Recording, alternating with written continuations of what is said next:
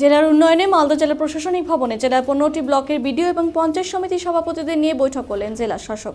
প্রত্যেক ব্লকের কাজকর্ম ঠিকমতো এগোচ্ছে কিনা বা কোথাও কিছু ঘাটতি রয়েছে কিনা সমস্ত বিষয় নিয়ে বৈঠকে আলোচনা হয় এবং যেখানে ঘাটতি বা কাজের গতি খুব কম তাই সমস্ত জায়গায় যাতে দ্রুত কাজের গতি বাড়ানো যায় তার নির্দেশ দেন জেলা শাসক নিতিন সিংহানিয়া।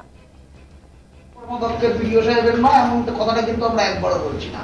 আমরা মানে একটা কনজয়েন্ট ডিসি তার নির্দিষ্ট কিছু ব্লকে যেগুলো আমাদের মনে হয়েছে স্যারের সাথে আলোচনা ক্রমে স্যারের নির্দেশানুযায়ী হচ্ছে যখন কথা হবে বিচ্ছিন্ন হবে কথা নয়।